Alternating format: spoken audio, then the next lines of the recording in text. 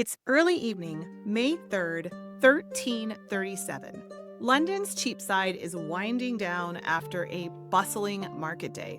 The bells of Vespers are fading when a priest named John Forde begins to walk towards St. Paul's Cathedral. He isn't alone for long. A fellow clergyman, Hascoff Neville, approaches him, and the two begin what witnesses later call a pleasant conversation. But just as they near the cathedral precinct, four men step out from the crowd. In full view of Londoners still in the street, one of the attackers draws a dagger and slashes Forde across the throat. Two others stab him in the stomach. The priest collapses onto the stones and bleeds out at the foot of the cathedral. This was not a chaotic street killing or an opportunistic robbery gone wrong. According to researchers at Cambridge University who recently published archival findings on this cold case, it was a calculated hit ordered by one of the most powerful and dangerous women in England, Lady Ela Fitzpayne, a noblewoman with connections deep inside London's criminal underworld. She was rumored to have been Forde's former lover and, more importantly, the woman with the most to gain from his death. So settle in, my friend, grab a beverage of choice, maybe your coffee or your water, and get comfortable because we are going to talk about a 14th century cold case that is just now coming to light. Let's dig in.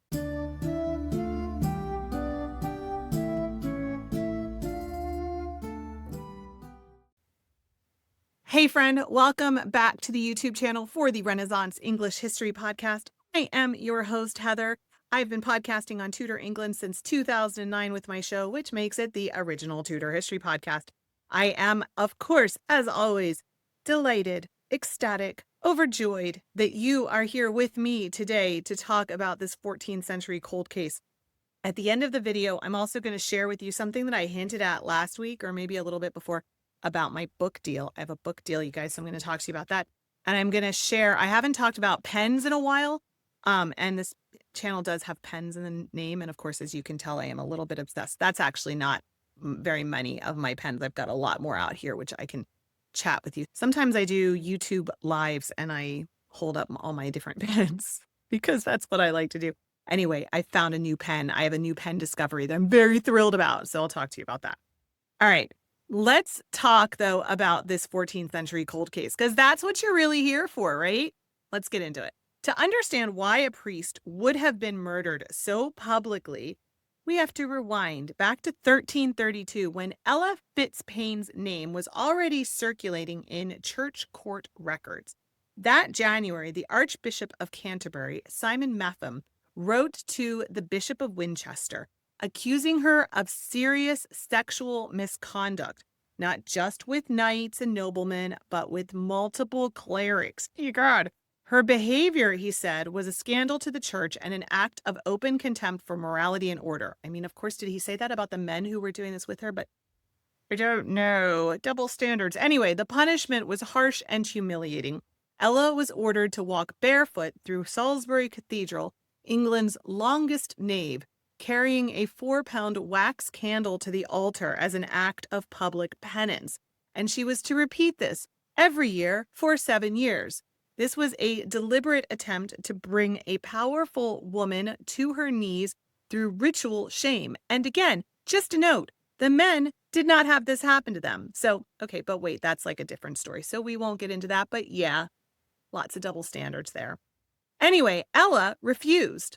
Go Ella. She fled London, ignored the summons, and was officially excommunicated. The church made its move, and she chose defiance over repentance.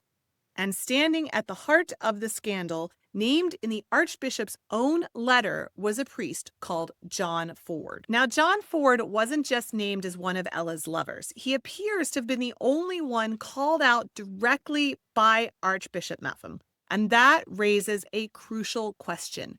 Did he cooperate with church authorities to save himself, throwing Ella to the wolves in the process? Modern criminologist Manuel Eisner, who led the Cambridge research team, believed that that is exactly what happened. Forde, as a rector on the Fitzpayne family lands, would have owed his position and livelihood to Ella's influence. But when church pressure mounted, he appears to have confessed, distancing himself from her while leaving her to face ruin. While Ella was shamed and excommunicated, Forde remained a cleric in good standing. God, that bugs me. That imbalance may have lit the fuse. This wasn't their first brush with trouble either. A decade earlier, in 1322, both Ela Fitzpayne and John Forde had been indicted by a royal commission for something far more serious than a scandalous affair. Alongside Sir Robert Fitzpayne, Ella's husband, they were accused of leading an armed raid on a Benedictine priory. Witnesses said they stole 18 oxen, 30 pigs, and 200 sheep, an attack that actually had international implications because the priory was linked to a French abbey, and this was during a period leading up to the 100 Years' War, the Anglo-French hostility. It wasn't a great time to be doing that kind of stuff. So, by the time Forde was cut down on Cheapside, this wasn't just a story of a wounded noblewoman lashing out in heartbreak. These were individuals already operating outside the boundaries of law and church authority, willing to use force to protect their interests. Really itchy hair on my face. Ela Fitzpayne wasn't just a scorned lover. She was a woman accustomed to commanding violence and getting away with it.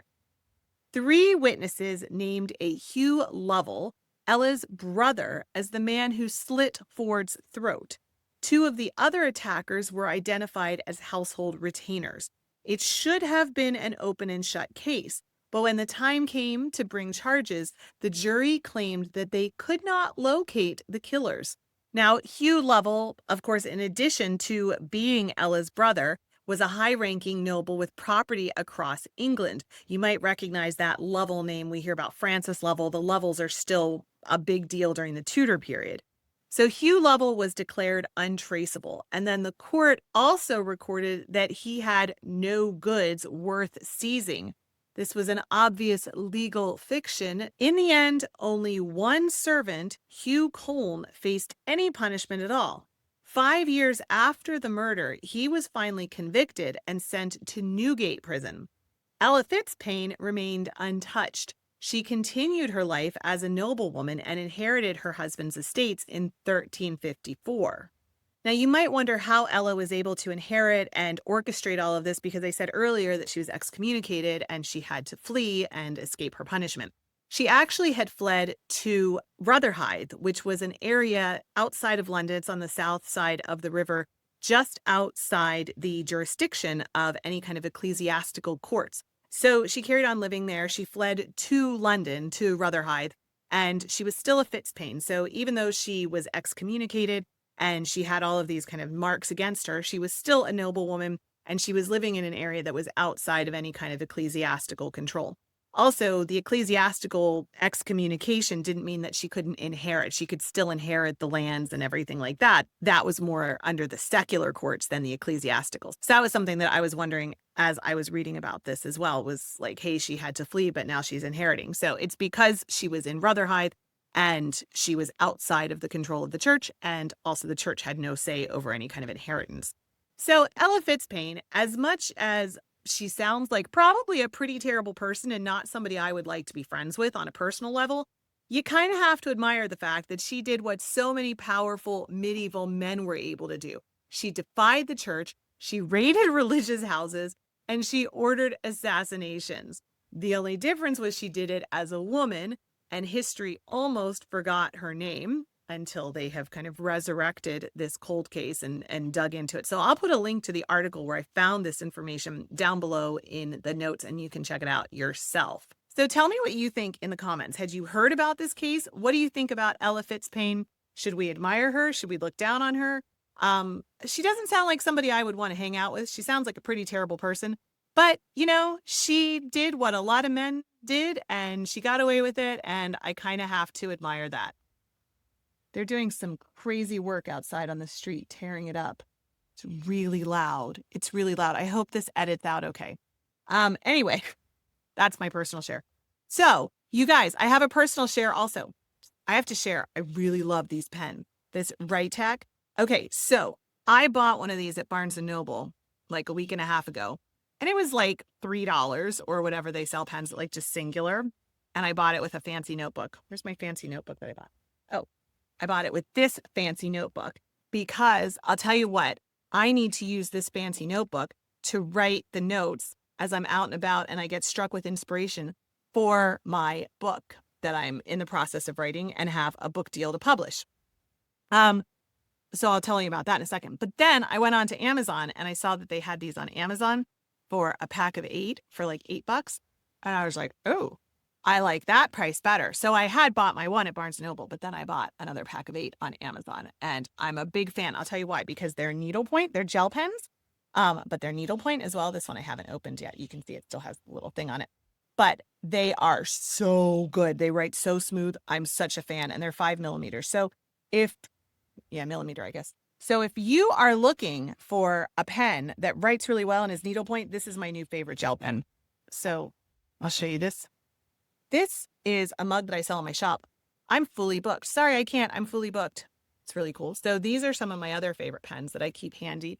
I really love these needlepoint gel pens that are Pentel Energel. I'm a fan of those.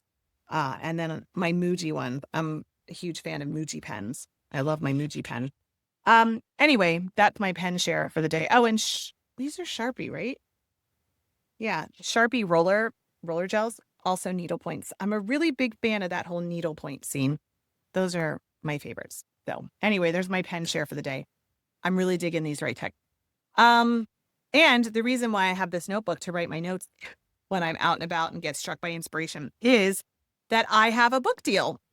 And I'm super excited because the Tutor Fan Handbook, a guide to aspiring tutor nerds, is going to be, that's the kind of the working title for now, is going to be published by Countryman Press, which is an imprint of W.W. Norton, a really great publisher. It's going to be published in the summer of 2027. It's not a straight history book. It's going to be in the pop culture, nonfiction culture, pop culture section, and it's more of a guide to tutor fandom. So for people who saw Six, or for people who saw Wolf Hall and really want to dig into how to be a tutor fan, we're going to talk about trips that people can take, how people can dig in and really embrace tutor life, crafts you can do, foods to make. Like it's going to be almost a travel guide, but a travel guide of things that you can do both at home and trips you can take, a travel guide of like how to just bring tutor life into your everyday life. It's going to be color. It's going to be the size of a travel guide. I'm really excited, you guys. Super, super excited. And of course, now I need to travel to do all the research and it's a really hard life. I have to say this is kind of like a Cinderella story for me because I was discovered by my agent. I've been approached to write nonfiction history books. It's happened a couple of times. And I have stayed away from it because I'm not a historian. I have a history degree, but I don't consider myself a historian at all. I'm a YouTuber and podcaster and writer and storyteller. That's what I am. I don't consider myself a historian. I'm not digging into archives and paleography and doing original research and all of that kind of stuff. So I've just kind of stayed away from that. And so then back in February, March, I started getting emails from this woman, Catherine Sands, who was an agent, and she was kind of talking about book ideas with me.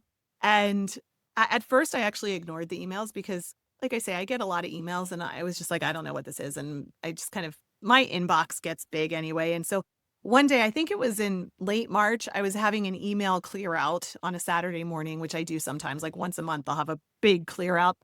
And I wrote back to her and I was like, okay, I'm interested. Like, let's set up a time to talk. And we set up a chat and really liked each other, just super got along.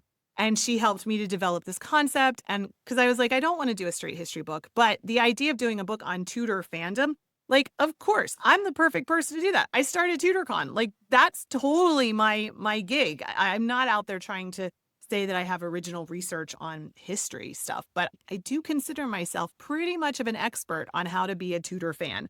And so I'm really excited because that's part of what I feel like my mission is to make history more accessible to people, to make Tudor history something that is fun and exciting, and to dig into some of these other stories beyond the Six Wives. So I'm really excited. I'm really, really excited. It's going to be published in the summer of 2027. So yeah, I'm excited. Yeah. So now I have this fancy new notebook that I'm writing all my ideas in. I have a lot of notebooks around, you guys, so many. Do you want to see some of my other notebooks? I also got this one when I signed the deal with Catherine for her to represent me as my agent. I went to Barnes and Noble and I got this one because it's very fancy. It's like leather. It's way more fancy than the kind of notebooks I usually use. So this is my I have an agent notebook. And I got this one the other day, kind of fabricy. I'm a big fan. It reminded me of a notebook that I bought in Iceland years ago. I like that narrow rule. I'm a big fan of the narrow rule. And so I have that notebook handy. And this is what I'll show you. This is the one I'm using for my morning pages. I've been doing morning pages for 30-ish years because I think it was that book. It's called The Artist's Way, this book to embracing your inner creativity and stuff like that came out in the 90s. And I first got it like 1997-ish and started doing morning pages then because that's one of the exercises is doing morning pages. So I have like 30 years worth of notebooks like this that are filled with 3 pages of longhand every day of just what's going on. And I do it most days, like probably 340 days of the year. And someday my grandchildren will inherit these notebooks. I don't want to give them to my daughter because that's a little bit close. I don't know that she necessarily needs to read all of my deepest thoughts, but my grandchildren, I'm totally okay with that.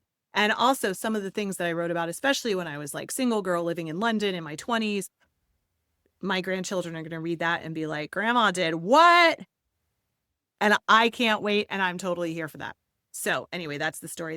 This is the notebook that I'm writing my morning pages in right now. And this came from Barnes and Noble too. I'm trying to see if I have any other fun notebooks to share with you, but I think that's good for right now. We've done enough notebook sharing. All right. Hey friend, if you made it to the end of this video and you enjoyed it, I sure would appreciate it. Press that like button. It helps to feed that algorithm and get our content to even more people. And I hope I earned your subscription to my channel where I put out content like this on the regular. If you would like to continue watching true crime stories, here's a recent episode I did on true crime stories from the Tudor period. You might like that. Or here is a video that YouTube thinks you'll like. All right, my friend, remember you are deeply loved. I am so glad we share the planet with each other.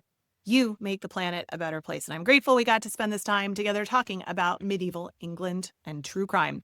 I'll be back very soon. In the meantime, don't forget to drink your water.